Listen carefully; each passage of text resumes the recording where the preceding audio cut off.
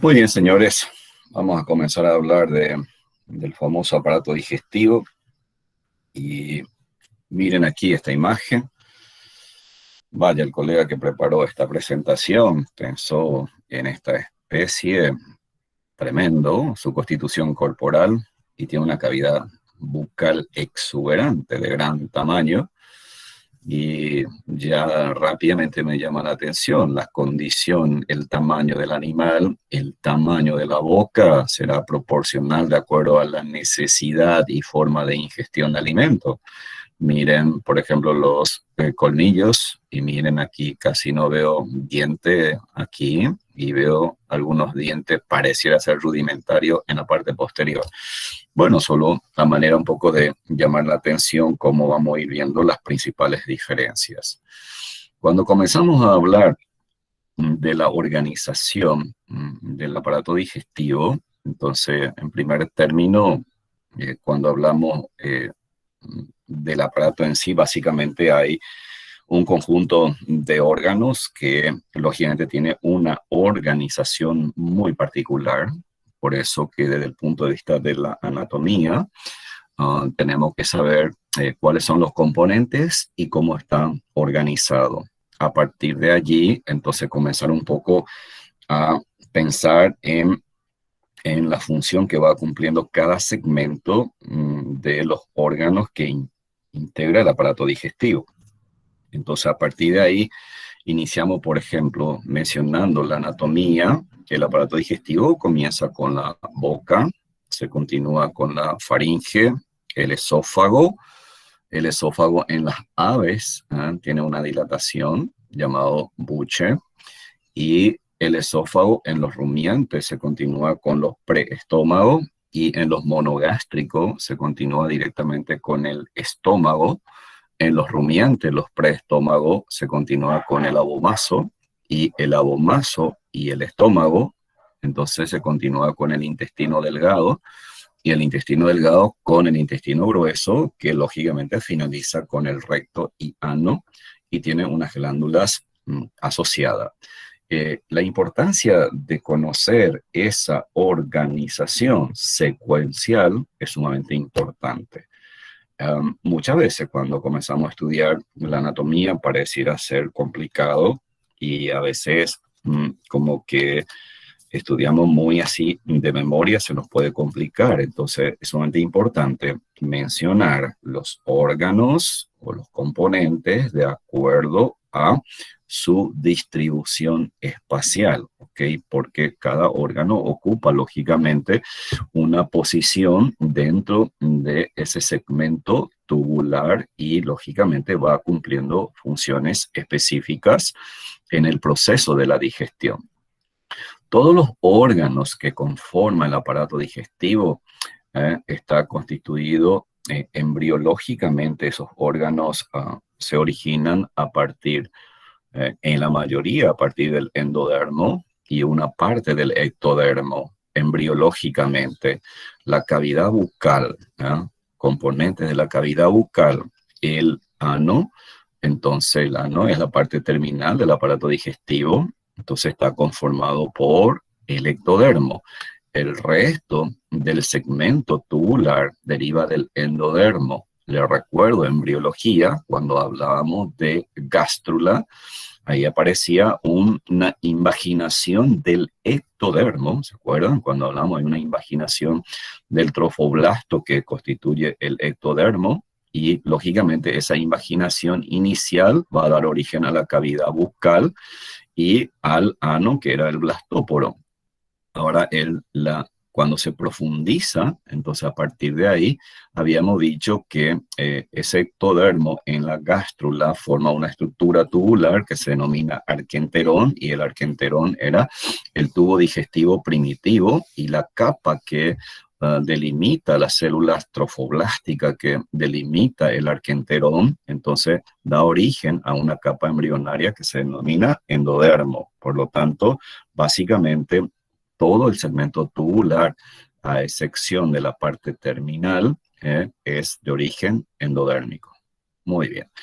Entonces, básicamente, cuando hablamos de aparato digestivo, vamos a encontrar un conducto alimentario que es básicamente consistente en estructura tubular, y yo le agregaría algo más, tubular y sacular, porque la faringe, el esófago, el intestino, delgado y grueso, dependiendo de la especie, son estructuras tubulares. Sobre todo el intestino grueso puede tener, por ejemplo, una dilatación sacular, como es el ciego.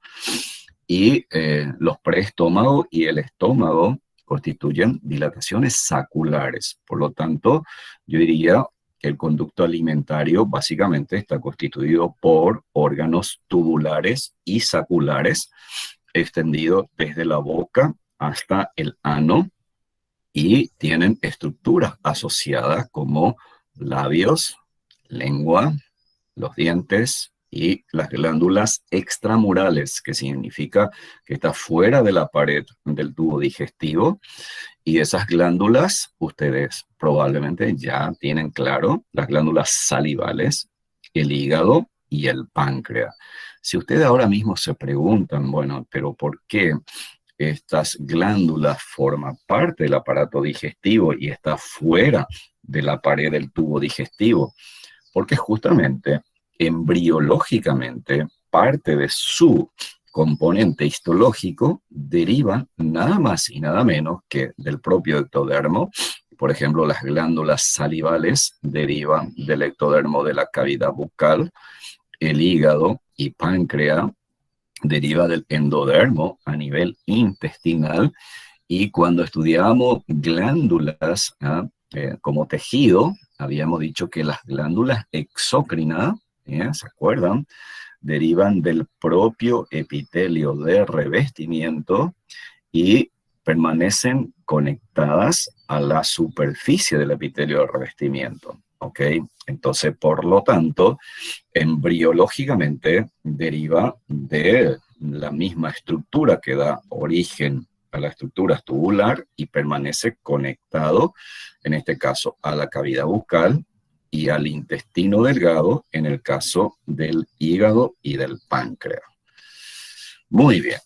Básicamente, podemos dividir que todos los componentes del aparato digestivo básicamente está constituido por tubo digestivo y por glándulas anexas. El tubo digestivo, ya lo hemos mencionado, hace referencia a la estructura tubular. Y básicamente como órgano tubular se inicia a nivel de la faringe. La cavidad bucal es muy particular porque tiene una conformación anatómica un poco diferente, lógicamente, a la parte tubular, básicamente, del aparato digestivo, pero la cavidad bucal indudablemente es el inicio del aparato. Entonces aquí nosotros tenemos a la faringe, vuelvo a reiterar, tenemos la faringe, luego tenemos al esófago, y dependiendo de la especie puedo tener variantes, puedo tener una dilatación que forma un buche esofágico en las aves, y en los rumiantes se continúa con los preestómagos, y en la especie monogástrica se continúa con el estómago. Luego tenemos al intestino delgado, que le estoy indicando aquí con el cursor.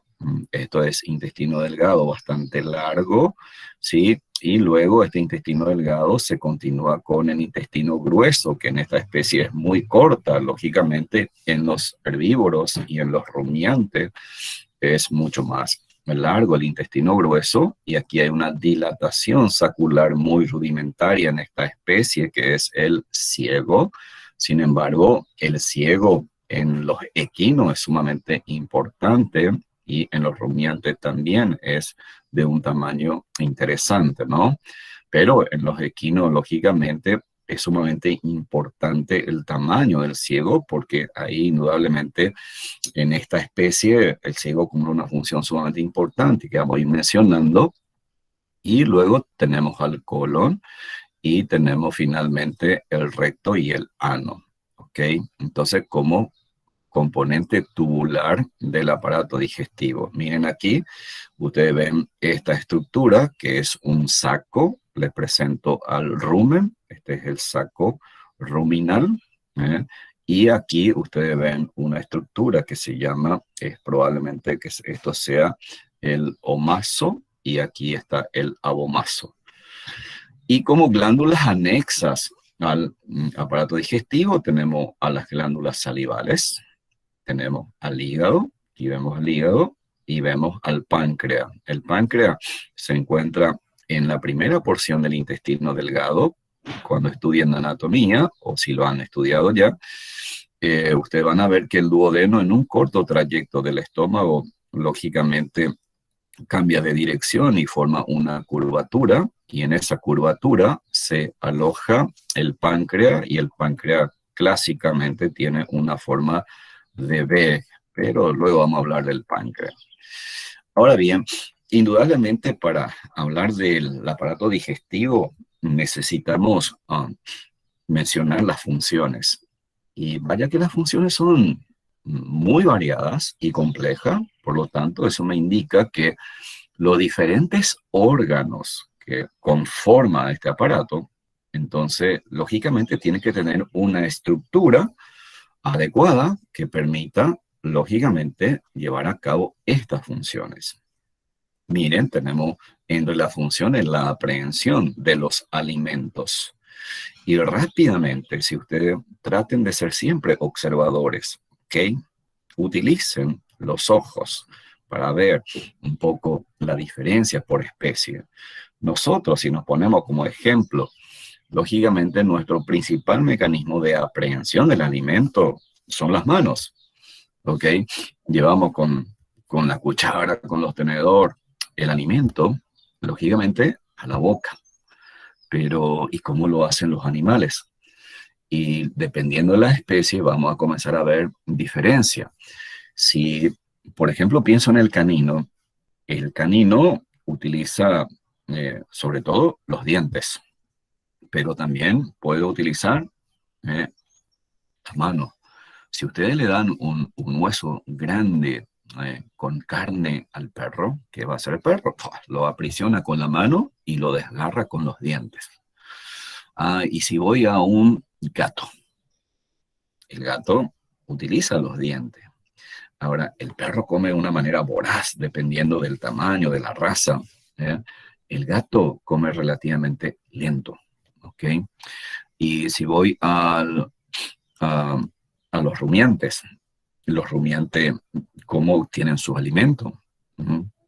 Prácticamente utilizando la almohadilla dentaria, anatomía. Ustedes van a ver que los rumiantes no tienen incisivo superior, pero ahí hay un engrosamiento de la mucosa, y ese engrosamiento de la mucosa, fíjese, ¿por qué es tan engrosada ahí? Porque suple la ausencia de los dientes, y justamente los bovinos lo que hace es introducir el alimento, y el diente incisivo inferior lo aprisiona contra la almohadilla superior y prácticamente mueve la cabeza, y de esa manera realiza el corte del alimento de los pastos principalmente que está ingiriendo.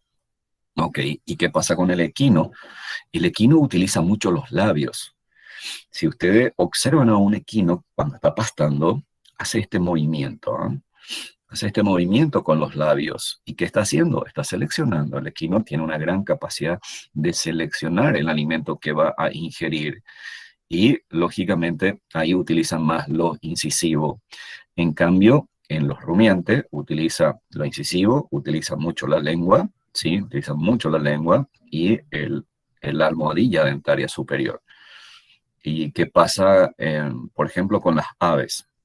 Las aves picotean y luego levanta la cabeza, hace algunos movimientos. Es muy simpático cuando ustedes lo miran a las aves ingerir alimento, pero es la particularidad que tienen las especies. Por lo tanto, también la estructura anatómica de la cavidad bucal tiene que estar relacionado a la función que cumple, ¿no?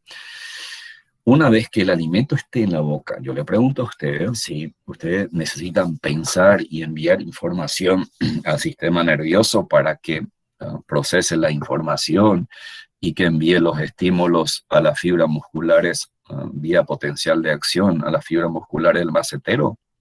No es necesario, porque prácticamente, fisiológicamente también eso se explica que algunos eventos muy cotidianos, entonces ya se produce prácticamente de manera inerte, momentánea, simple hecho que esté el alimento en la boca, ya se producen las estimulaciones apropiadas y se produce, lógicamente, los movimientos masticatorios y se produce la fragmentación, la trituración del alimento dentro de la cavidad bucal.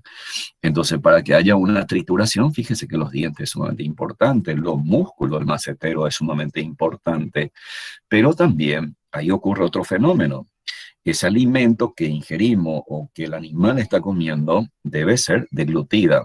El famoso tragar, eso sí, técnicamente el término técnico que utilizamos es ingestión o deglución. ¿Qué entendemos por ingestión o deglución? Es simplemente el pasaje del alimento de la boca a través de la faringe al esófago.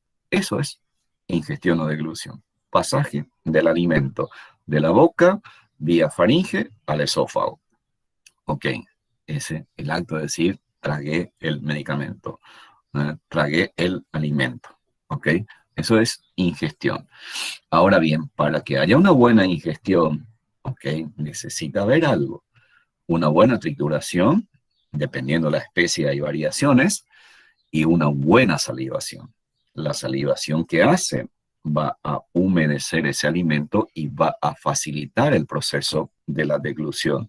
Vaya que es importante las glándulas salivales, porque si hay dificultades en la secreción de la saliva, quiere decir que va a ocurrir que probablemente no se va a humedecer adecuadamente el alimento y probablemente al momento de deglutir puede generar pequeñas lesiones. Y cuando comenzamos a hablar de ese alimento ingerido deglutido, debe ser transportado. Se transporta por un órgano que se encuentra aquí en la zona cervical, que se llama esófago. El esófago, vamos a ver su estructura histológica, pero aquí les quiero llamar la atención para que ustedes pues comiencen a razonar y construir conmigo su estructura histológica. Miren, es importante saber que el esófago es una estructura tubular. ¿Ok? ¿Cuál es la función del esófago? Es simplemente transportar el alimento. Es importante meterse en la cabeza porque a partir de ahí yo voy a deducir qué estructura histológica tiene que tener el esófago. Muy bien, entonces el esófago transporta el alimento y luego llega a los preestómagos o llega al estómago verdadero. ¿Qué ocurre en los preestómagos? ¿Y qué ocurre en el estómago, en la especie monogástrica o en el abomaso? En los poligástricos o en los rumiantes. Señores, tanto en los preestómagos como en el estómago y en el abomaso, ya se inicia los fenómenos de la digestión. Muy bien. ¿Y la digestión en qué consiste? Son varios procesos que implican, lógicamente, la reducción de las partículas nutritivas al menor tamaño posible para que pueda ser, lógicamente, absorbidas. ¿Ok? Esa digestión que consiste en la reducción de los alimentos a partículas que puedan ser absorbidas, implica una digestión mecánica. ¿Qué importancia tiene la digestión mecánica? Mire, por ejemplo, el rumen es un gran saco que recibe el alimento ingerido por los rumiantes y en gran cantidad y se estratifica en el rumen. Y en el rumen tengo agua con microorganismos. Entonces le llamamos jugo ruminal. Es un jugo digestivo. Y aquí por la localización hablamos de un jugo ruminal. Tiene gran cantidad de microorganismos. Estos microorganismos, ¿qué va a hacer? Entonces, ¿qué importancia tiene la digestión mecánica en el rumen? Cuando se contrae el rumen, entonces hay movimiento. Si hay movimiento, se mezcla el alimento con el jugo ruminal. Y si se mezcla el alimento con el jugo ruminal, por un lado humedece más el alimento y por otro lado los microorganismos van a comenzar a trabajar mejor. Entonces, fíjese, ya automáticamente hay una digestión también biológica o una digestión microbiológica, como lo llamarían en bioquímica. Entonces tenemos una digestión microbiológica, sobre todo en los rumiantes. Ahí es sumamente importante y ya los profesores de bioquímica le va a ir mencionando y los detalles. Nosotros a grandes rasgos tocamos aquí. Si hay algunas preguntas luego de la clase podemos un poco discutir, ¿no? Y también hay un mecanismo de digestión química, sobre todo aquí en el estómago verdadero y en el abomazo. Principalmente vamos a ver que existen unas glándulas y que esas glándulas tienen una célula, o dijese, ya estoy hablando de glándulas, y tienen células epiteliales que tienen lógicamente capacidad de elaborar determinados compuestos que van a ser liberados a la luz, ya sea del abomazo y del estómago, y que va a cumplir una digestión química, por ejemplo, ácido clorhídrico y las enzimas gástricas o las enzimas abomazales, como por ejemplo la lipasa gástrica, la pexina gástrica. Entonces son enzimas que lógicamente van a comenzar a digerir los sustratos nutritivos que llega al estómago y al abomazo. Muy bien. Ese alimento digerido debe seguir su tránsito normal y luego llega al intestino delgado. Aquí deberíamos de mencionar que la absorción también en los rumiantes a nivel del rumen ya se produce la absorción a través de las papilas ruminales, porque ahí se forma el producto final de la digestión microbiana, son los ácidos grasos volátiles. Esos ácidos grasos volátiles ya pueden ser absorbidos a nivel ruminal y los otros compuestos siguen lógicamente al retículo, al omazo y llega al abomazo, en donde sigue el proceso de la digestión, ¿ok? Y cuando llega a nivel del intestino delgado en toda la especie, entonces prosigue la digestión final y esa digestión es principalmente enzimática, en donde lógicamente el hígado cumple un rol importante dependiendo de la especie. Hay algunas pequeñas diferencias, pero ahí el hígado produce la bili y la bili tiene ácidos biliares que emulsifica la grasa, llega al duodeno y luego actúan las enzimas pancreáticas. En bioquímica van a analizar con detalle y esa enzima pancreática finaliza la digestión y finalmente tenemos ahí entonces la formación de glucosa, la formación de ácido graso, la formación de aminoácidos y esa sustancia debe ser absorbida principalmente a nivel intestinal.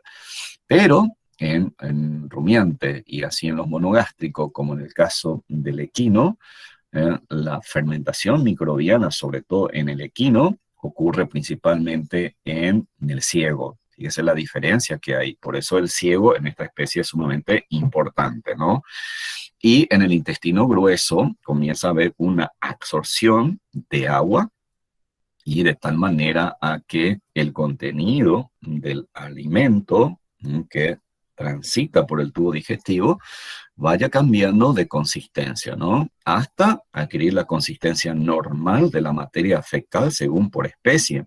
Eso tenemos que saber también, señores, porque si yo veo una anomalía en la consistencia de la materia fecal, me está indicando que de repente hay algún trastorno que tengo que analizar, alguna patología que tengo que analizar.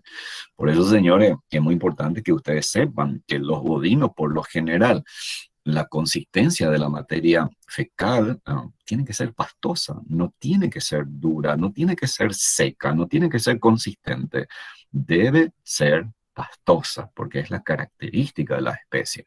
Ok, si en un rumiante, fíjese, en esta época del año, que estamos con una crisis terrible, con la sequía, casi no hay agua, los alimentos secos, ustedes si recorren el campo, van a ver que la materia fecal prácticamente es como una torta, pero básicamente seca. ¿Qué te está indicando eso? Que hay falta de agua, que el animal no está ingiriendo cantidad de agua de manera adecuada según su necesidad. O también me puede indicar que el tránsito del alimento es bastante lento, porque si hay un tránsito lento, entonces se absorbe mayor cantidad de agua. Miren la importancia que tiene el hecho de saber eso, porque yo veterinario, que cuando recorro el campo y veo esa característica, digo, bueno, aquí hay algo que tengo que analizar y tengo que corregirla, ¿no? En el equino, la forma de la materia fecal es muy hermosa, ¿no? Porque parecen unos panecillos bien formaditos, ¿no? Y fíjese que um, yo me entusiasmo mucho cuando doy la clase. Mire, por ejemplo, los rumiantes defecan con una facilidad terrible, ¿no? Está parado, de repente ¡zac! Sale la materia fecal y sal de allí porque incluso te puede salpicar todo, ¿no? Por la consistencia de la materia fecal. En cambio, en el equino, si ustedes miran a un padrillo, una yegua, cuando va a defecar, increíble, primero hay unos movimientos anales de los esfínteres anales, hay una dilatación que se vuelve a cerrar, ¿no? Eso todo tiene una explicación, hasta que llega un momento dado que tiene una extrema dilatación y ahí salen los panecillos, ¿sí? Y comienza a liberarlo, ¿no? ¿Y por qué tiene esa forma? Por la característica anatómica que tiene el intestino grueso en esta especie. Y mire que la consistencia es una consistencia prácticamente firme, con poca cantidad de agua, a diferencia del rumiante. Entonces fíjese, si yo miro al equino, el equino tiene una gran capacidad de tomar agua. Cuando toma agua, no para de tomar, pero sin embargo su materia fecal es consistente. Entonces pensaría yo que probablemente el equino tiene una mayor eficiencia en la absorción de agua o el equino pierde mucha agua a través del sudor. Miren un poco cómo de repente vamos buscando explicaciones a la diferencia que hay por especie. Y bueno, vayamos a la ovejita, ¿no? Y las ovejas y las cabras, eh, la forma de la materia fecal es en forma de bolita, chiquitita, durita. ¿Por qué? Es particular, es particularidad de la especie. Y lógicamente, estos son de tamaño pequeño, no toman mucha agua de manera proporcional comparando con los equinos y con los bovinos. Tiene una gran capacidad de absorber agua, por lo tanto, mi interpretación ahí es diferente. O sea, yo no puedo pensar que ahí, por ejemplo, por la consistencia, que hay algo infeccioso en las ovejas. Tengo que tener esa precaución, ¿ok? Y bueno, quise llamarle la atención para que seamos detallistas a partir de ahora y comencemos a dimensionar qué está pasando, lógicamente, en la diferente especie. Y ustedes mismos, si cuando hacen sus necesidades, señores, miren la consistencia, miren el color que te está brindando alguna información. Muy bien, entonces todo lo que no se absorbe se elimina, entonces hablamos de excreción, pero señores, también aquí tenemos que hablar como función. Hay determinados órganos y glándulas, lógicamente, que realizan función de síntesis y secreción. Y aquí hablamos de enzimas, vamos a hablar de jugo digestivo, algunas vitaminas, sobre todo en rumiantes. Los rumiantes tienen la capacidad de sintetizar vitaminas. Los rumiantes tienen la capacidad de sintetizar proteína. También, lógicamente, función de desintoxicación y elaboración de metabolitos esenciales, sobre todo en rumiantes. Muy bien. Y ahora podemos iniciar realmente la clase desde el punto de vista de la estructura histológica de los diferentes órganos que conforman al aparato digestivo. Entonces aquí recuerden que tenemos una estructura tubular y tenemos las glándulas anexas. Cuando voy a describir una estructura tubular, señores, ustedes tienen que tener en cuenta esta organización básica. Un órgano tubular o sacular se caracteriza porque tiene una luz y tiene una pared. Y esa pared tiene una estructura básica para todos los órganos tubulares. Y a partir de allí tenemos que ver las diferencias. ¿Cuáles son? Entonces, la estructura que conforma la pared de ese órgano tubular o sacular siempre se describe de adentro para afuera, es decir, de la luz del órgano tubular para afuera. Entonces tenemos la primera capa que se llama túnica mucosa. Esta túnica mucosa, fíjese aquí, que tejido básico, tiene una lámina epitelial, tiene tejido epitelial, tiene una lámina porque eso quiere decir que aquí el epitelio es el epitelio de revestimiento. Entonces la túnica mucosa tiene un epitelio de revestimiento que vamos a ver si es simple, si es estratificado, si es escamoso, si es cúbico, etcétera, pero que reviste la túnica de la mucosa y se llama lámina epitelial de la mucosa. Esa lámina epitelial de la mucosa, fíjese, nosotros habíamos dicho que una característica del tejido epitelial es que carece de vasos sanguíneos y que tiene una membrana basal. Las células basales descansan sobre la membrana basal y por debajo de la membrana basal tiene que haber una estructura que sostenga a la lámina epitelial de la mucosa. Sorpresa, tejido conectivo. Tejido conectivo. Vaya, deberíamos ir preguntándonos ya aquí si este tejido conectivo, qué tipo va a ser, si va a ser un tejido conectivo laxo, si va a ser un tejido conectivo denso, o si va a ser una combinación de ambas. ¿Ya? Pero ahí tenemos lámina propia. Y por debajo de la lámina propia, fíjese, tenemos una lámina muscular mucosae, que son células musculares lisas, muy rudimentaria, que tiene una disposición circular de 3 a 5 capas como máximo. Y si uno se pregunta, bueno, pero ¿para qué aquí es importante tener lámina muscular o células musculares lisas? Porque se contraen. Y al contraerse, vamos a ver que en la lámina propia, señores, vamos a ver que dependiendo del órgano que estamos analizando, puede haber glándulas.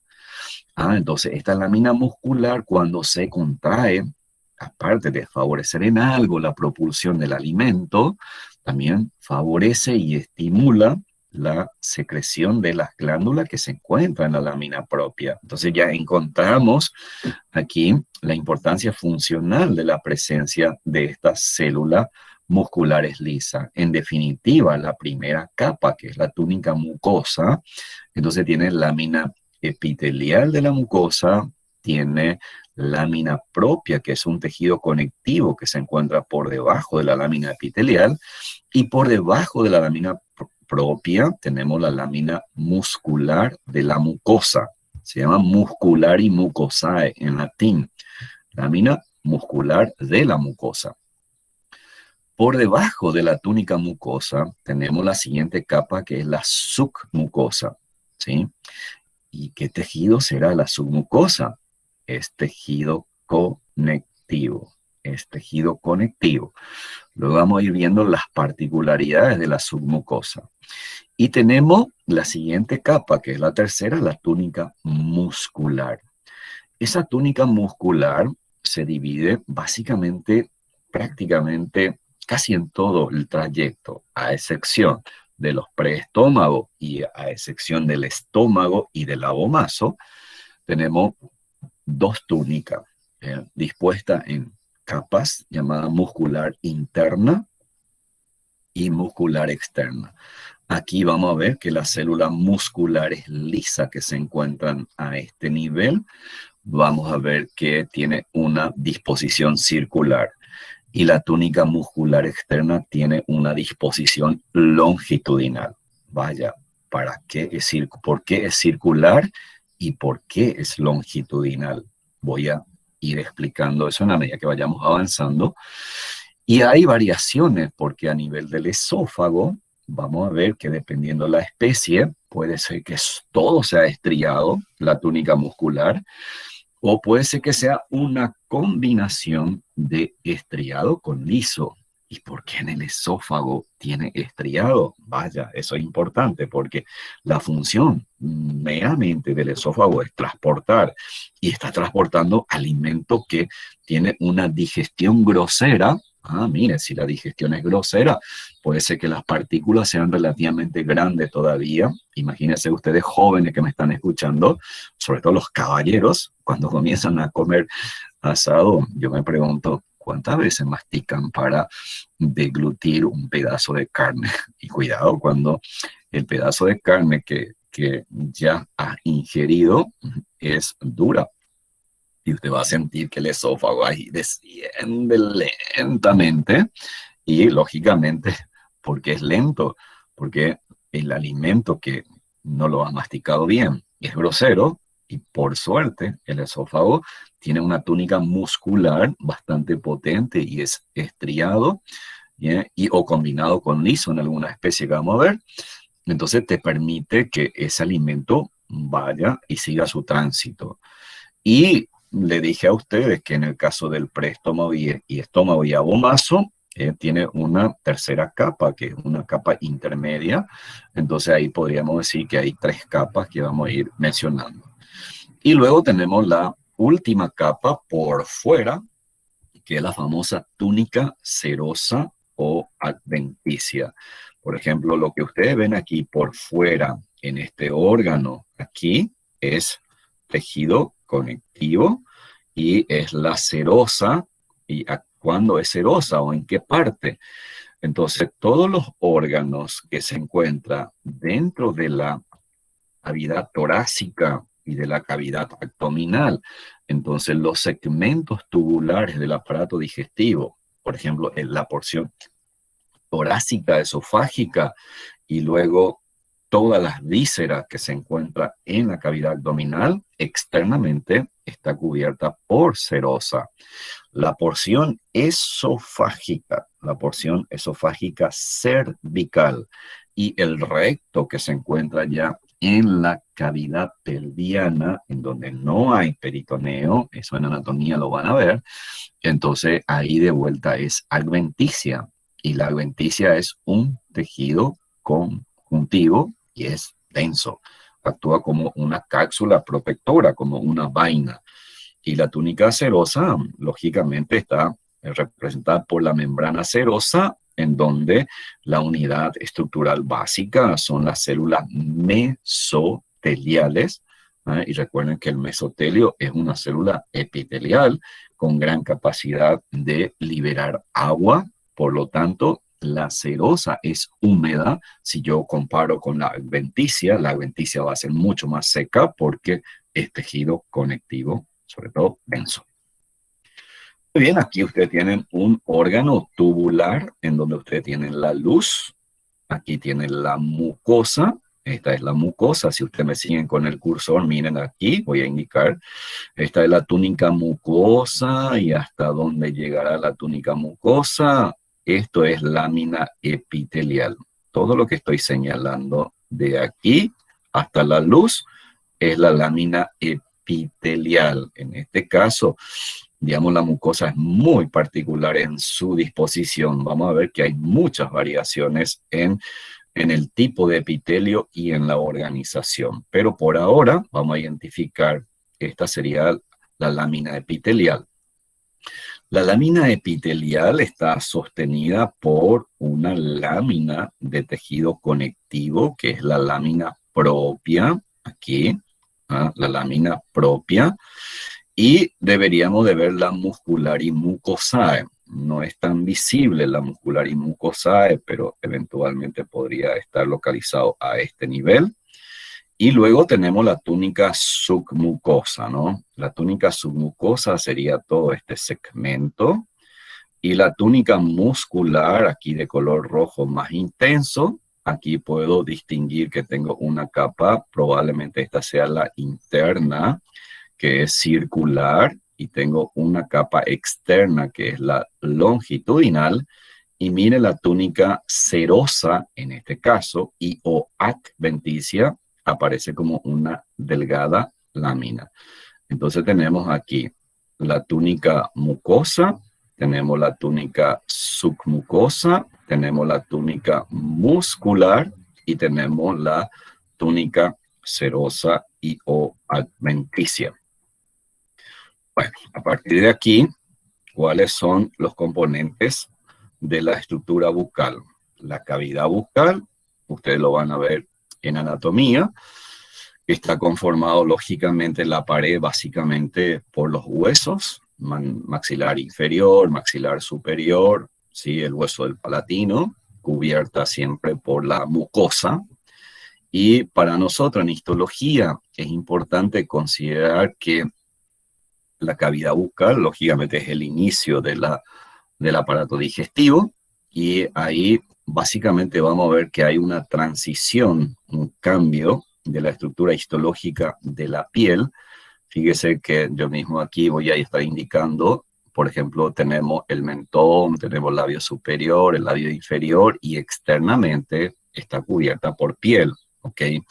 Y lógicamente aquí tenemos folículos pilosos, a veces sudamos, significa que hay glándulas sudoríparas, que dependiendo de la edad puede haber pequeños acúmulos de grasa, que significa que hay glándula sebácea. Luego tenemos una zona de transición entre la piel y la cavidad bucal, y ahí en ese sitio, decimos nosotros, los labios, pero en realidad ese sitio constituye ya una parte del labio y representa la zona de transición entre la piel y la cavidad bucal. En ese sitio no hay folículo piloso, no hay glándulas sudoríparas, no hay glándula sebácea, por lo tanto ya es un epitelio modificado que vamos a ir viendo.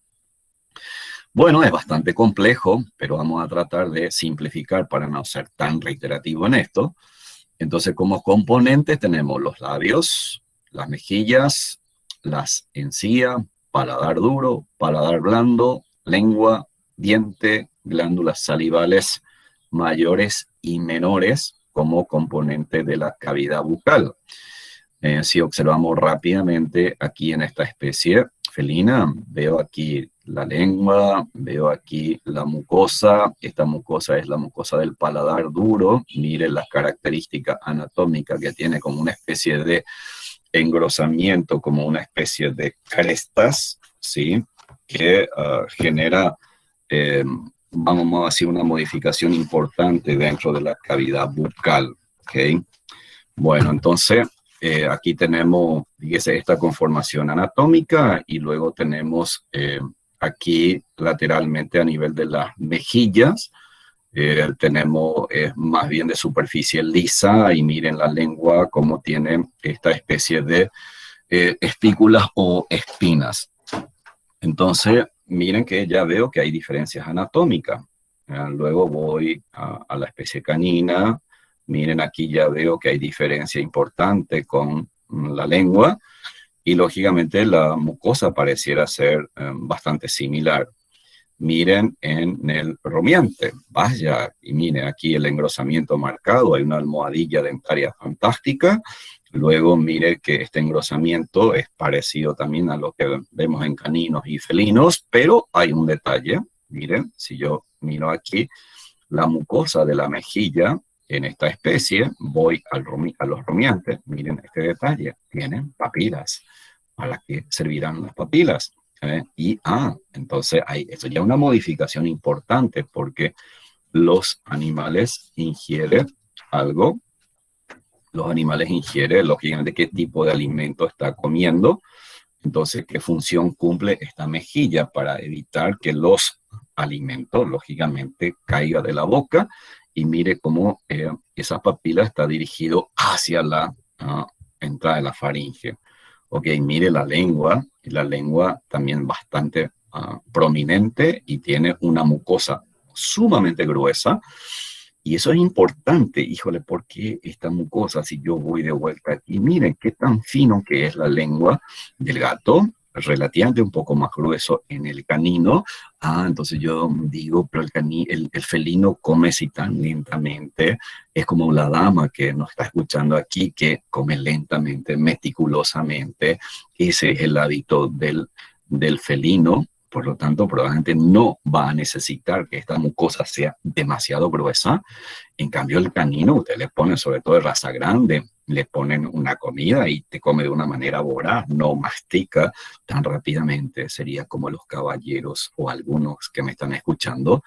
Entonces, miren, como ya veo una pequeña modificación en la lengua, y vaya a los rumiantes, por en esta época pasto seco que está comiendo, que puede ser muy cortante. Sin embargo, no pasa absolutamente nada en la boca. La posibilidad que tengamos una herida cortante en los rumiantes en la boca es muy difícil porque el epitelio es excesivamente grueso, por lo tanto constituye un mecanismo de defensa sumamente importante.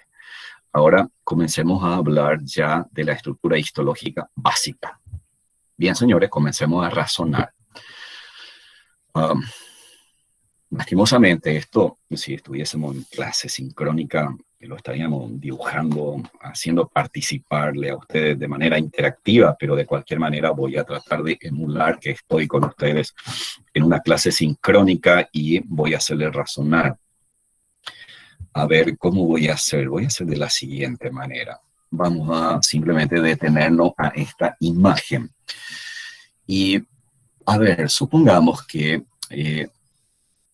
estos animales, sea la especie que fuere, una vez que tiene el alimento, ya en la cavidad bucal ocurre el fenómeno de la masticación con intensidad variable. Hay movimiento masticatorio. El alimento puede ser muy grosero. Lógicamente, hoy en día en los caninos se usan mucho los balanceados, pero fíjese en los rumiantes, en los omnívoros, la base del alimento generalmente son las gramíneas, los pastos, y lo lleva ahí en la cavidad bucal y comienza la masticación. Si esos alimentos fuesen muy groseros, muy duros, cortante, ¿ok? Tengo el riesgo que ese animal se corte la mucosa en la cavidad bucal. ¿O qué pasaría si al canino y al felino le doy alimento un poco caliente? La posibilidad es que se produzca una quemadura. O yo me pongo como ejemplo, tengo el hábito de tomar mate y me gusta mate caliente. ¿Ok? Fíjese que yo tomo el mate y no siento una temperatura excesiva sobre la mucosa lingual. ¿Y qué pasa si accidentalmente se me derrama un chorro de agua caliente sobre mi piel? ¿Qué me pasaría? Ahí voy a sentir y me quemaría. ¿Por qué no me quemo en la cavidad bucal? ¿Qué tiene que ver aquí? La histología, el tipo de epitelio es diferente. Entonces, señores, con eso les quiero decir que en toda la especie, el epitelio de la cavidad bucal, para generalizar y hacerlo simple, el epitelio de la cavidad bucal es un epitelio, y si a ver si ustedes piensan de la siguiente manera. Si el alimento es grosero, si el alimento puede ser caliente y puede generar lesiones, la pregunta del millón es, ¿qué tipo de epitelio voy a tener? ¿Será que voy a tener un epitelio simple? ¿O será que voy a tener un epitelio estratificado? ¿O será un epitelio pseudoestratificado? ¿O será un epitelio de transición? Y después comienzo a barajar las posibilidades. ¿Será cúbico simple, cúbico estratificado? ¿O será escamoso estratificado? ¿Será escamoso estratificado queratinizado? Y señores, la respuesta es, considerando el ejemplo dado, nosotros necesitamos que esta cavidad bucal tenga un epitelio protector, un epitelio de revestimiento y por lo tanto un epitelio bastante protector que actúe como una barrera. Entonces, en conclusión, el epitelio va a ser un epitelio estratificado, punto número 1. ¿Qué forma va a tener? Escamoso. Entonces tengo un epitelio escamoso, estratificado. Y dependiendo de la especie, puede tener una queratinización variable, dependiendo de la especie, y puede haber, en este caso, en los rumiantes, la formación de papilas a nivel de la mucosa de la mejilla. Pero sin temor a equivocarme, toda la estructura de la boca va a tener un epitelio escamoso estratificado de queratinización variable. Ok, ¿qué tengo por debajo de la túnica mucosa? Dijimos tejido conectivo, lámina propia. Sí, tenemos lámina propia. Esa lámina propia, esa lámina propia, eh, ¿cuál es su función? Los genes de tejido conectivo, ¿qué va a tener? Células, sustancia fundamental, y fibras, componente básico del tejido conectivo. Pero aquí, por el engrosamiento que veo, lógicamente ya puedo deducir que en la lámina propia el tejido predominante va a ser un tejido conectivo denso en este sitio, porque a través de las fibras colágena, básicamente adhiere la mucosa con la estructura ósea. Miren, con los dientes, con el paladar, con el palatino, con los huesos maxilares. ¿Ok? Entonces tenemos tejido conectivo. Gran parte hay una combinación entre denso y laxo, y sobre todo donde existan glándulas. ¿Ok? Donde hay glándula alrededor, tenemos tejido conectivo laxo.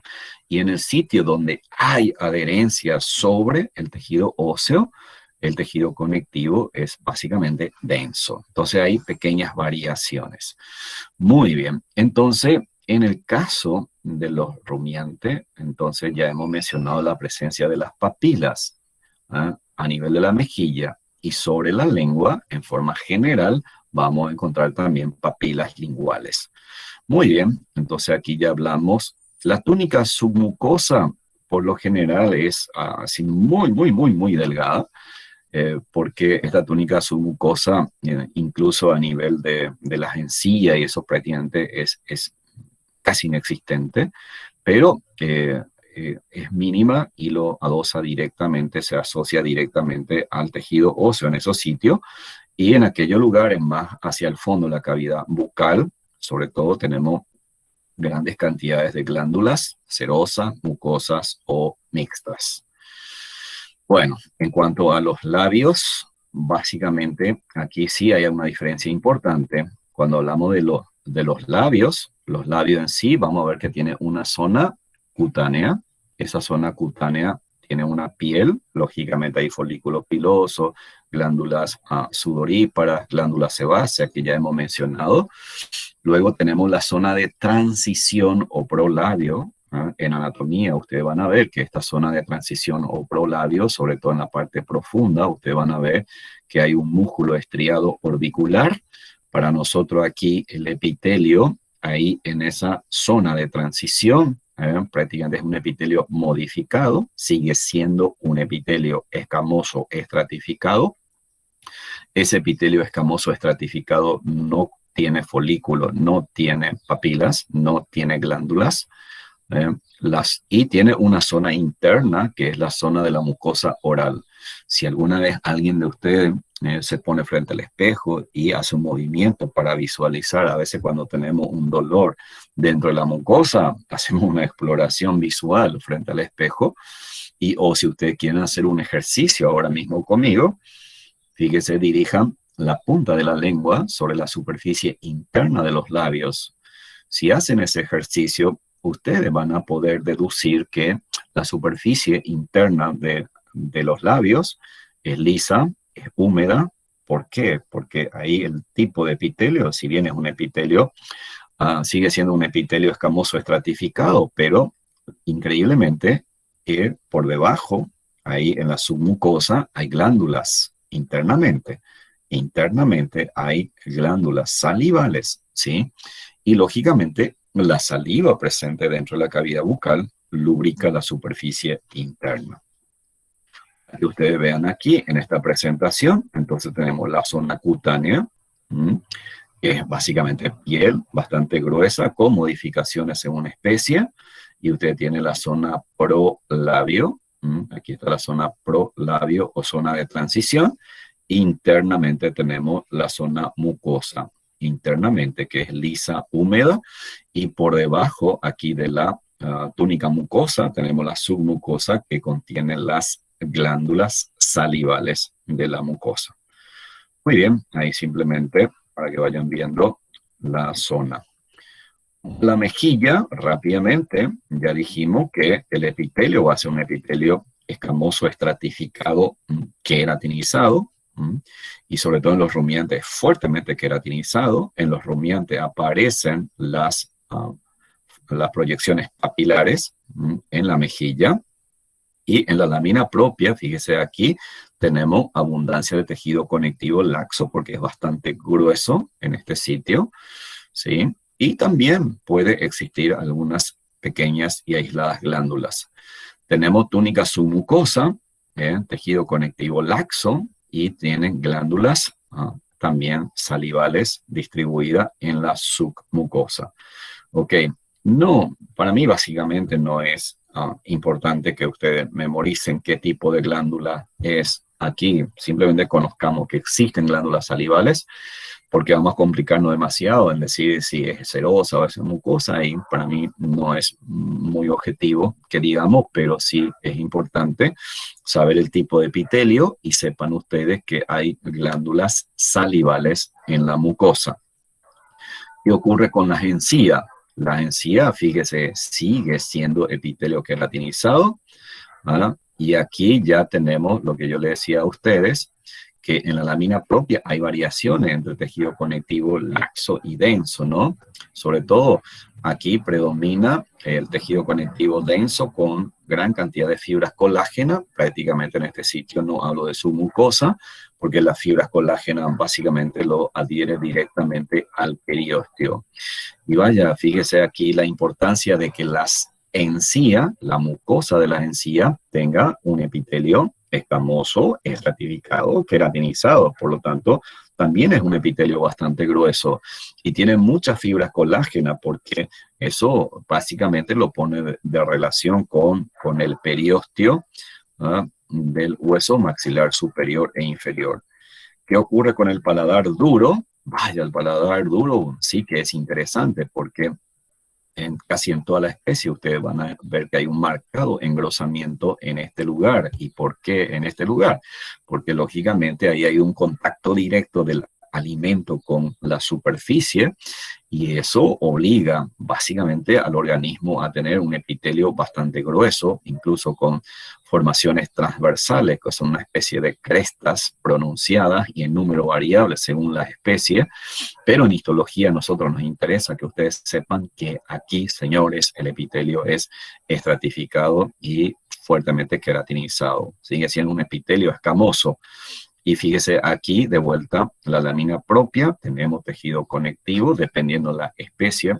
Hay una relación muy variable entre tejido conectivo laxo y denso, pero aquí tenemos abundancia de tejido conectivo y tenemos ya su mucosa, porque en este nivel es mucho más grueso la mucosa en sí, y esa submucosa también de vuelta tiene, señores, glándulas salivales. Vamos al paladar blando. El paladar blando viene a ser la parte posterior de la cavidad bucal. Fíjese aquí, básicamente termina la cresta y, ojo, el detalle, la superficie es muy lisa, es más delgada que el paladar duro, pero miren del detalle, el epitelio sigue siendo escamoso estratificado, pero ojo, ya no está queratinizado. Por eso que de repente cuando ingieren comida caliente, ¿eh? Aquí no sienten nada, aquí no sienten nada y aquí sienten algo, ¿ok? ¿Por qué? Porque el tipo de epitelio es diferente, no está queratinizado, y la queratina, recuerden que es una proteína muy estable que actúa como una barrera protectora importante. En la lámina propia tenemos, lógicamente, tejido conectivo laxo. Aquí sí es muy importante el tejido conectivo laxo. ¿Por qué?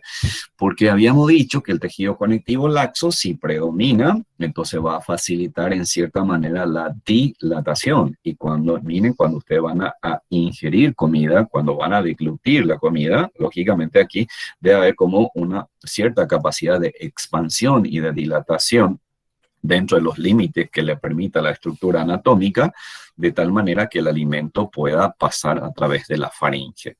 Ok, entonces miren del otro detalle. Es muy importante la presencia de glándulas en la lámina propia, y esta glándula es predominantemente mucosa. ¿Por qué la glándula a este nivel es predominantemente mucosa? Porque el músculo que hace es lubricar la superficie. Miren la lógica, yo voy a deglutir alimento, entonces necesito que esa superficie esté bien lubricada, y ahí principalmente en las glándulas eh, salival es de tipo mucoso, ¿no? Significa que esas células epiteliales glandulares tienen gran capacidad de producir mucina, y habíamos dicho que la mucina tiene la capacidad de incorporar moléculas de agua, ¿ah? Y entonces adquiere una consistencia filante, gelatinosa, que lubrica la superficie. Y señores, a este nivel vamos a encontrar nódulos linfáticos que se encuentran sobre todo en la lámina propia del paladar blando, ¿ok? Y los nódulos linfáticos son mecanismos de defensa. Muy bien, me olvidé de mencionarle a ustedes que cuando hablamos de paladar blando tengo dos superficies, una superficie que es oral, la que acabo de describir, y tiene una superficie superior que se llama superficie nasal. Es decir, que a este nivel hay una continuación directa con la cavidad nasal. Vaya, ¿cómo puede ser eso? Le voy a dar un ejemplo. Yo sé que ninguno de ustedes lo habrá experimentado, o si lo han experimentado, bueno, me van a dar la razón. Muchas veces cuando hay una gastritis violenta, muy fuerte, y se produce el vómito, se elimina principalmente por la boca. Pero, ¿qué solemos hacer cuando queremos vomitar? Agachamos mucho la cabeza. ¿Eh? Y al agachar mucho la cabeza, ¿qué puede ocurrir? Puede ocurrir que parte del contenido del estómago vía esófago o faringe pase a la cavidad nasal. Oh, sorpresa. Entonces, el vómito, que debería ser eliminado exclusivamente por la boca, puede salir por la cavidad nasal. Vaya sorpresa. ¿Y por qué eso? Porque anatómicamente existe una comunicación a este nivel. Ahora bien, miren el detalle.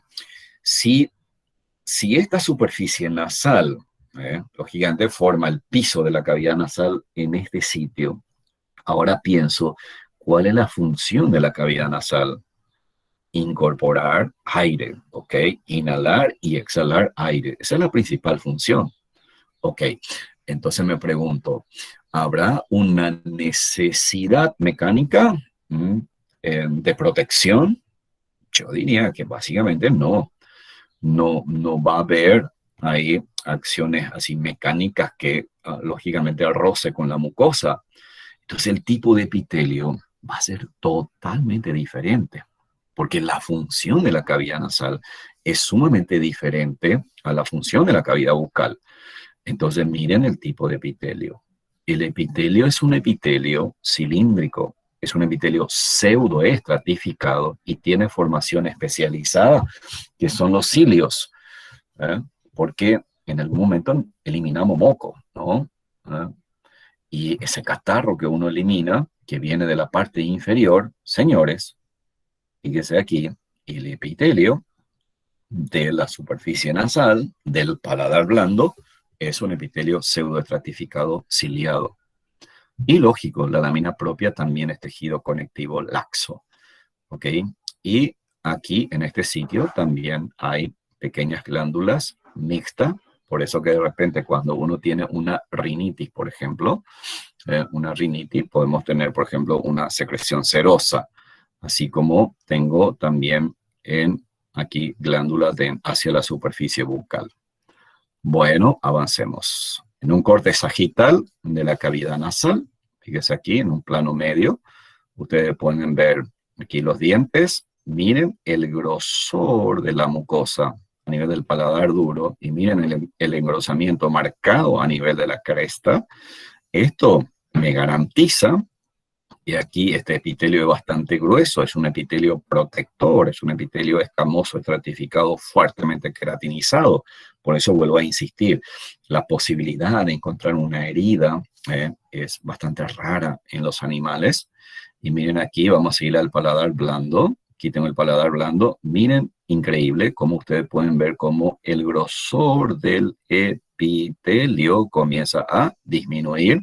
Lógicamente la masticación ya ocurre a este nivel, y en teoría ya el alimento, fíjese, fragmentado, triturado, humedecido, entonces no debería de generar muchas dificultades aquí a este nivel. Y miren cómo el paladar blando, si bien sigue teniendo un epitelio escamoso estratificado, dijimos no queratinizado, sigue siendo el mismo epitelio, pero el grosor disminuye. Y aquí sobre la superficie interna, esto ya es cavidad nasal. Entonces, a este nivel, aquí está el orificio que comunica, básicamente aquí comienza la faringe y lógicamente también en anatomía ustedes van a ver los orificios que presenta la faringe que comunica aquí con la cavidad nasal. Entonces aquí termina el paladar blando, se inicia la faringe y en este sitio, en la parte superior, describimos como la superficie nasal del paladar blando y fíjese aquí como la superficie es bastante lisa y húmeda porque el tipo de epitelio es totalmente diferente. Mire que aquí no tengo hueso, hasta aquí veo el hueso del palatino y fíjese aquí, esto es tejido conectivo. ¿De qué tipo es? Un tejido conectivo laxo, de tal manera que el alimento cuando va a ser deglutida, entonces como hay espacio aquí, fíjese, entonces el paladar blando como que experimenta una expansión y facilita el pasaje del alimento. Bueno, aquí simplemente las imágenes que va demostrando todo lo que ya estamos hablando. Vamos para ganar tiempo, simplemente ahí ya les indiqué todo la diferencia. Bueno, vamos a la lengua. La lengua básicamente es un órgano membranoso muscular. Ok, así lo van a definir en anatomía. Van a decir ustedes que la lengua es un órgano membranoso muscular muy móvil. ¿Por qué membranoso? Porque la lengua tiene un revestimiento de mucosa epitelial. ¿Ok? Tiene un revestimiento. ¿Y por qué muscular? Porque básicamente la lengua, quizá la estructura más predominante sea tejido muscular. ¿Ok? Y ese tejido muscular es un tejido muscular estriado, estriado esquelético. Vamos a ir viendo. Anatómicamente tiene una porción móvil, o sea, tiene una porción móvil, que es esta parte, y tiene una porción fija o la raíz, ¿sí? Y tiene un tabique, ¿ok? Aquí estoy señalando el tabique, ese embriológicamente, entonces, aquí hay como dos segmentos embriológicos que al nacimiento lógicamente debe estar totalmente fusionado. ¿Qué es lo que nos interesa a nosotros cuando hablamos de la histología de la lengua? Y de vuelta va el siguiente razonamiento. La lengua es el que entra en contacto directo con el alimento. Ok. Entonces, en alguna especie la lengua es importante para la aprehensión del alimento. Es sumamente importante. Recuerden, el equino, por ejemplo, tiene una lengua bastante móvil. Puede incursionar, puede doblar la lengua, etc. Y así como los bovinos también. Ahora bien, convengamos que en toda la especie, sobre la superficie de la lengua, entonces cuando hay una masticación, lógicamente ahí la mucosa de la lengua debe ser una mucosa bastante gruesa, debe ser un epitelio que actúe lógicamente como un epitelio de revestimiento protector. Por lo tanto, señores, no hay secreto. El epitelio va a seguir siendo un epitelio escamoso, estratificado, fuertemente queratinizado. Ahora bien, dependiendo de las especies, hay diferencias. Sobre todo, miren que la lengua también es importante para la percepción del gusto. En alguna especie, los dientes tienen una gran capacidad de percibir sensaciones gustativas, como en el caso, lógicamente, de los humanos, de los caninos y de los felinos, y lógicamente en las demás especies va disminuyendo esa capacidad de percepción gustativa. Ahora bien, entonces, si yo hablo de percepción gustativa, eso significa que la lengua debe tener una estructura especializada, diferente al resto del epitelio de la cavidad bucal que acabamos de ver. Entonces ahí hablamos de las famosas papilas linguales. Y esas papilas linguales son formaciones especializadas, ¿no? Entonces, fíjese aquí en la presentación, tenemos el epitelio de plano estratificado, queratinizado, ya mencionamos. Lógicamente la lámina propia tiene tejido conjuntivo, sobre todo hay una combinación de laxo y denso, ¿sí?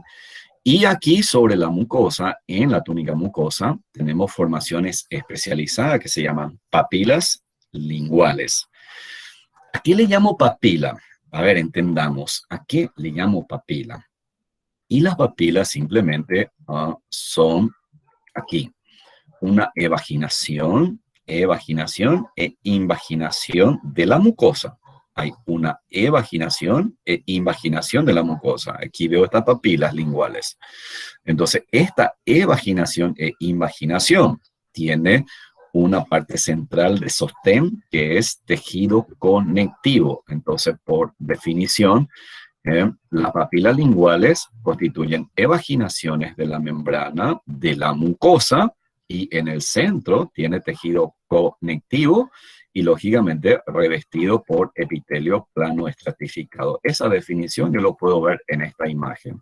Miren, entonces es una evaginación que está cubierta por epitelio escamoso estratificado propio de la lengua y está sostenida por la lámina propia. Esa es una papila lingual.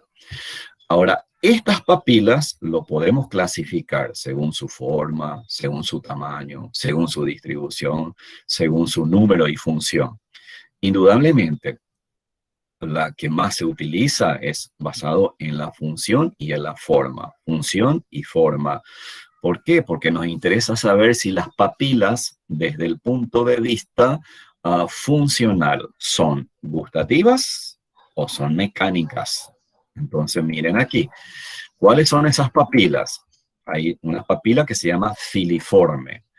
Fíjese, aquí hay una planta probablemente de rosa que tiene unas espinas dirigida, tiene una dirección incurvada. Y miren aquí al felino y los rumiantes que tienen gran cantidad, sobre todo en el felino es muy prominente. Si ustedes tienen un gato en la casa, al llegar o al terminar esta clase, vaya junto a su gatito, abran la boca y miren las papilas y ahí van a decir, esto es papila filiforme, esto hoy desarrollamos y ustedes van a ver que esas formaciones especializadas de la lengua es como una espina y se dirige hacia atrás. ¿Por qué se dirige hacia atrás? Porque los dientes cumplen una función importante, vamos a mencionar en breve. Entonces, dirigida hacia atrás, miren el epitelio, es un epitelio escamoso estratificado, miren, esto es queratina, queratinizado. Y se encuentra en gran cantidad sobre el dorso. ¿Por qué sobre el dorso? Por la función que cumple. Cumple una función mecánica. Al cumplir una función mecánica, algunas partículas alimenticias pueden quedar entre aquí en la profundidad de las invaginaciones o cuando toma agua, la molécula del agua, entonces queda también entre este espacio y lógicamente cuando el animal lo ingiere lo va deglutiendo hacia la cavidad bucal, ¿ok? Muy bien, entonces lo tenemos en gran cantidad en este sitio, ¿ok? Y la función, ya dijimos, es meramente mecánica. Bueno, ¿cuál es la otra papila? La papila llamada fungiforme. Entonces, una clasificación basada en la morfología. Esta papila fungiforme, como ustedes pueden ver aquí, fíjese, es parecido a una especie de hongos que tiene un ensanchamiento en la superficie apical y está estrangulado hacia la parte ventral, hacia la parte inferior. Y ustedes tienen aquí el tejido conectivo el tejido conectivo, que es la lámina propia que actúa como un elemento de sostén. Miren el epitelio, que es un epitelio escamoso estratificado, pero la queratinización ya es prácticamente mínima.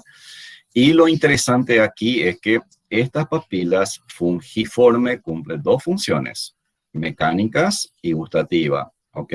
Porque también tiene una hendidura, unas invaginaciones que lógicamente en pequeñas partículas alimenticias puede quedar atrapado aquí o molécula del agua, por lo tanto cumple funciones mecánicas. Y aquí ya hablamos de que esta papila es gustativa, es decir, que tiene la capacidad de percibir sensaciones gustativas. Y en cuanto a su distribución, también se encuentra en la porción craneal, pero entre las papilas filiformes. Si lo comparo en número con las papilas filiformes, lo encontramos en menor cantidad. Vamos a la siguiente papila, que es la papila foliada, porque parece a las hojas, y esto se encuentra sobre todo ¿dónde? Cerca de la raíz y un detalle en los bordes laterales. En algún momento ustedes cuando tienen una cosa dulce en la boca, como un caramelo o un chicle, al principio ustedes lo tienen sobre el dorso de la lengua, ¿ok? Cuando dejan de percibir las sensaciones gustativas que probablemente ustedes hacen, desplazan esa sustancia en lateral a la lengua y vuelven a percibir sensaciones gustativas. Eso es porque ahí en ese sitio tenemos a estas papilas foliadas, pero en menor número que las anteriores, y su función, señores, es meramente gustativa. Luego tenemos a las papilas denominadas papilas caliciformes o circunvaladas. Fíjese aquí lo increíble como en las papilas caliciformes o circunvaladas, ustedes tienen aquí una profunda hendidura, hay un cuello relativamente estrecho, y miren aquí, esto es la evaginación, este es el epitelio, que es un epitelio escamoso estratificado, pero fíjese que el grosor del epitelio está disminuido ya en este sitio, y estas papilas son papilas gustativas. Estas papilas son muy escasas y se encuentran a nivel de la base de la lengua, se dispone como una B con el vértice dirigido hacia la cavidad faríngea. Y tenemos aquí las papilas, las últimas papilas, que son las papilas lenticulares o cónicas. Estas papilas lenticulares o cónicas son muy prominentes y numerosas, sobre todo en los rumiantes. Miren aquí, estas papilas que ustedes ven aquí, que se disponen en hilera, como formando una especie de V con el vértice dirigido hacia la cavidad bucal, son las papilas caliciformes. Podemos contabilizar, incluso diciendo que aquí veo 6 papilas caliciformes, que está incluido en una especie de fosa de la mucosa lingual, y es una papila gustativa. Entonces, y estas papilas que ustedes ven aquí, que son bastante pronunciadas y numerosas, que parece ser muy gruesa y seca por el aspecto, son las papilas lenticulares o cónicas en abundancia en la parte dorsocaudal sobre la raíz de la lengua, y su función es meramente mecánica. Aquí veo esta papila histológicamente, tiene un grueso epitelio. Si yo lo comparo de vuelta, fíjese con la papila circunvalada, miren el grosor del epitelio, y miren aquí, fíjese, es bastante grueso y de un color rojo más intenso porque está gruesamente queratinizada, porque su función es meramente mecánica. Entonces, para poder un poco entender y cómo percibe las sensaciones gustativas estas papilas, es porque esa papila en su pared tiene incorporado una estructura especializada modificada que se llama corpúsculos gustativos. Estos corpúsculos gustativos, ¿qué son?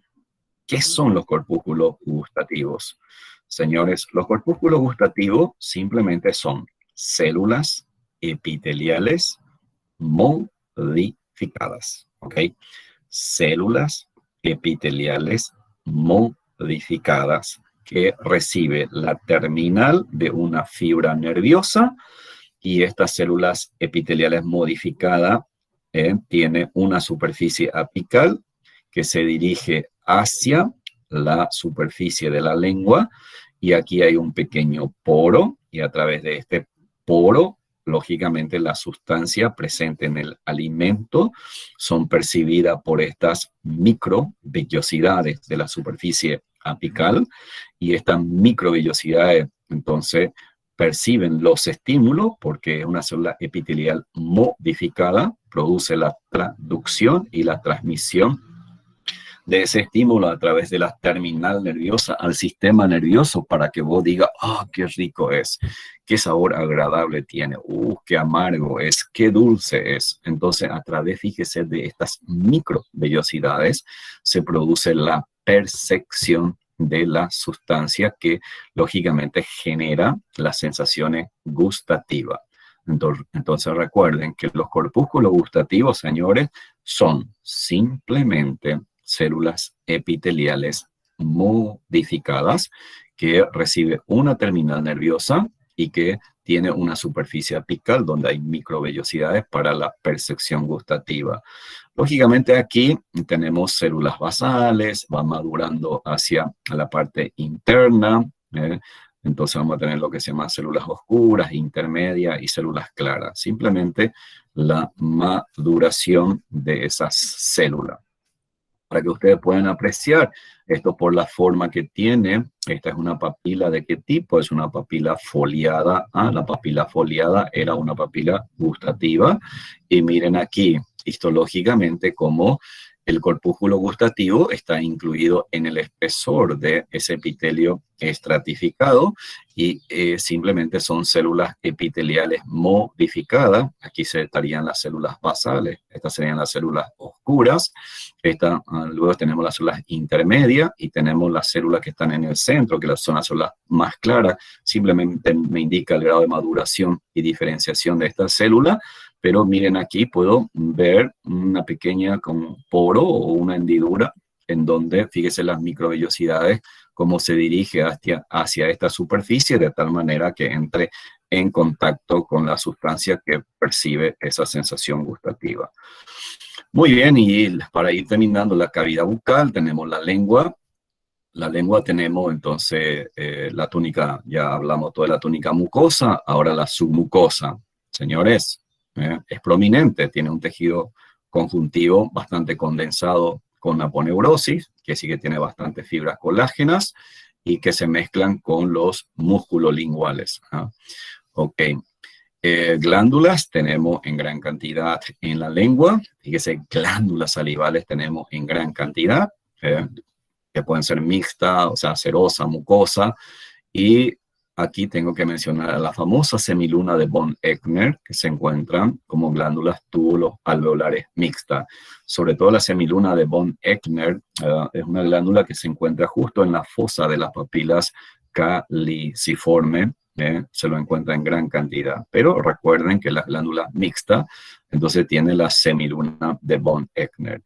Y la lengua, básicamente, como dijimos, es un órgano muscular membranoso. Miren, la túnica muscular es estriado. Señores, el músculo de la lengua es estriado esquelético. Por eso usted puede sacar la lengua, puede parar de masticar, puede parar de mover la lengua, puede mover la lengua porque está sujeto a control voluntario, y también tenemos glándulas salivales. Ustedes tienen aquí la túnica mucosa, epitelial, ¿sí? Escamoso o estratificado. Miren aquí el grosor que tiene. Y bueno, ustedes tienen las glándulas salivales. Aquí tienen las papilas filiformes, las papilas aquí fungiforme, como hongo, filiforme, fungiforme, mecánico, gustativo. Tienen las papilas foliadas, tienen los corpúsculos gustativos, ¿sí? Y bueno, diente vamos a desarrollar en otra clase. Y para terminar la clase de hoy, me gustaría hacer un breve comentario sobre las glándulas salivales. No hay mucho que decir sobre las glándulas salivales. En anatomía ustedes van a describir las glándulas salivales y aquí tenemos que mencionar que en los caninos tenemos lógicamente la clásica, la glándula parótida, submaxilar, sublingual, y hay una especial en este sitio que se llama glándula cigomática, propio del canino. En los felinos tenemos las tradicionales y tenemos la molar, que está en la parte posterior. Y lógicamente en el resto de las especies tenemos la que normalmente conocemos, la parótida, la submaxilar y sublingual. Pero un detalle interesante, dentro de la cavidad bucal acabamos de ver que tenemos glándulas salivales en los labios, en las mejillas, en la lengua, en el paladar blando. Bárbaro. Quiere decir que en toda la estructura mencionada hasta ahora, señores, hay glándulas salivales incluidas o en la lámina propia o en la submucosa, y estas glándulas salivales cumplen un rol importante para la secreción de la saliva, para humedecer la superficie de la cavidad bucal y, de hecho, lógicamente, para facilitar la ingestión o deglución. Ustedes tienen aquí la glándula parotídea, tiene aquí el conducto, como se dirige el conducto y desemboca dentro de la cavidad bucal. Aquí tenemos una glándula submaxilar. Y histológicamente, ok, esto es básicamente, si yo sé tejido epitelial glandular, entonces recuerden, una glándula tiene una cápsula, no rápidamente nada más tiene una cápsula, tiene tabique, los tabiques divide a la glándula en lóbulos, luego los tabiques da a los tabiques interlobulillares, que divide a los lóbulos en lobulillos, y luego delgada lámina se introduce en el interior de cada lobulillo y se llaman glándulas, o sea, tabiques, láminas intralobulillares. Y todo lo que ustedes ven aquí de color medio azulada, que ustedes ven aquí, son los adenómeros. Y aquí ustedes ven los conductos de diámetro cada vez mayor, ¿ya?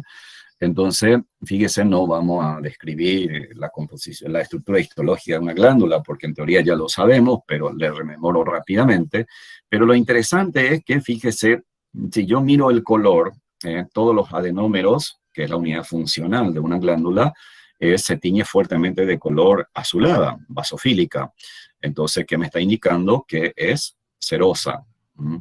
El producto de la secreción de la glándula serosa, ¿qué contiene? Además de agua, tiene enzima. ¿Ya? Eso significa que aquí hay gran cantidad de ribosoma, ácido ribonucleico, retículo endoplásmico rugoso, y eso determina la coloración azulada. Si yo miro aquí esta estructura, si me centro aquí, es muy diferente a esta estructura que veo aquí, entonces veo mucho más pálido la luz. Fíjese los núcleos desplazados hacia la base. Esta glándula, estos adenómeros son mucosos, es un acino mucoso. Entonces, ¿qué producto sintetiza? La mucina. Entonces, es una glándula. Si solamente veo esta estructura, es una glándula mucosa. En este caso, yo veo esta estructura, que son los adenómeros mucosos, y veo esta estructura, que son los adenómeros serosos. Entonces, señores, tenemos una glándula mixta. Esto es una glándula mixta. Este produce gran cantidad de agua y enzima, y este produce gran cantidad de mucus, de mucina. Bueno, el desafío ha sido muy interesante en el día de hoy porque justamente, si bien la cavidad bucal es relativamente pequeña, tiene mucha estructura, y bueno, como una introducción al aparato digestivo, luego a partir de faringe y esófago ya es mucho más fácil la descripción histológica porque básicamente son muy parecidos, y lo que vamos a ver son las principales diferencias. Bueno, vamos a dejar la clase hasta aquí. Entonces ya en la próxima clase vamos a analizar los órganos tubulares. Si hay alguna pregunta, estoy a disposición de ustedes.